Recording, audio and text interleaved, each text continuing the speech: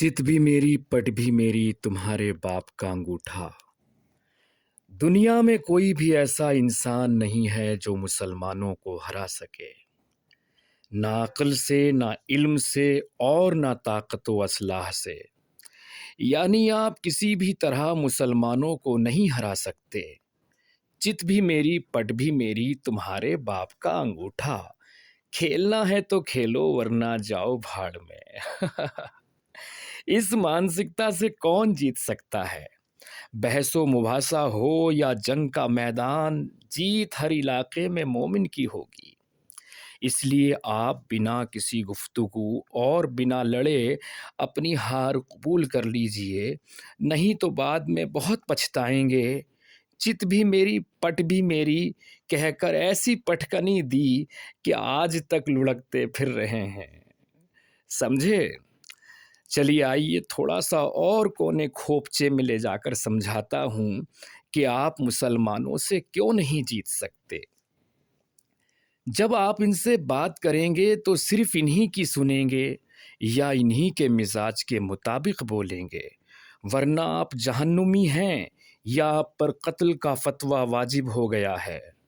खुद को सच्चा कहलाने वाला मुसलमान दुनिया के हर दीन, हर मज़हब के बारे में कुछ भी कह सकता है, लेकिन अपने बारे में एक भी लफ्ज़ नहीं सुन सकता। रामायण काल्पनिक कथा है, हनुमान बंदर है, शंकर सपेरा है, बाइबल में मिलावट है, यहूदी दीन से फिरे हुए हैं। ये सारी की सारी कमियां इन्हीं में हैं। अगर इस दुनिया में सही रास्ते पर कोई है तो वो बस हम ही हैं और हम ही रहेंगे।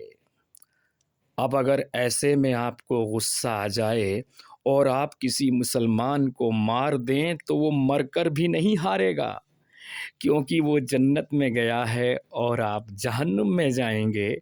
तो बताइए जीत किसकी हुई? मुझे आज तक अपनी माँ की बातें याद आती हैं।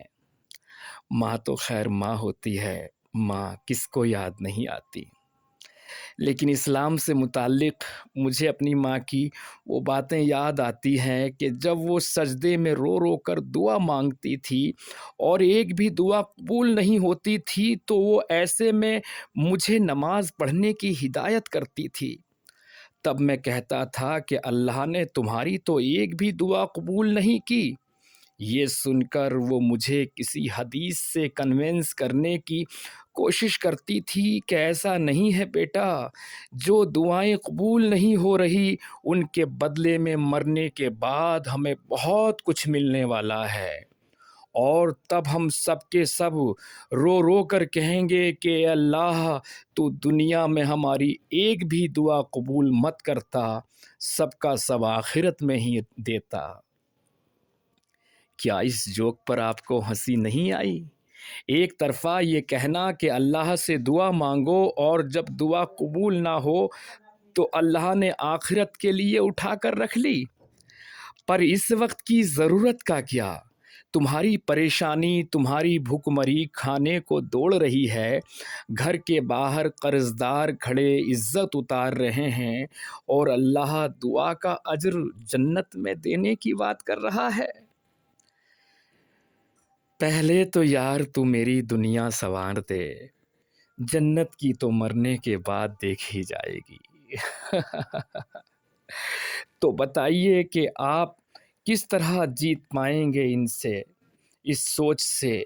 अगर ये बहस में हार जाएं तो हम सब के सब काफिर और वाजिबुल कत्ल, अगर जंग के मैदान में हार जाएं तो कहेंगे कि ये तो काफिर हैं, दुनिया इन्हीं के लिए बनी हुई है, इनके सारे सैनिक जहन्नुम में जाएंगे और हमारे सारे शहीद जन्नती हैं। मेरे ख्याल से अल्लाह झूठ ना बुलाए तो इस कौम का कोई जवाब नहीं है। मेरे एक दोस्त अक्सर कहा करते हैं कि अल्लाह के पास जितना भी माल मटेरियल था वो सब का सब मुसलमानों को बनाने में खर्च कर दिया।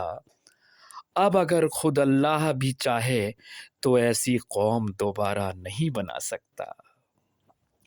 بہت بہت شکریہ دوستوں، ایمان والا کافر چینل کو لائک، سبسکرائب اور شیئر کریں۔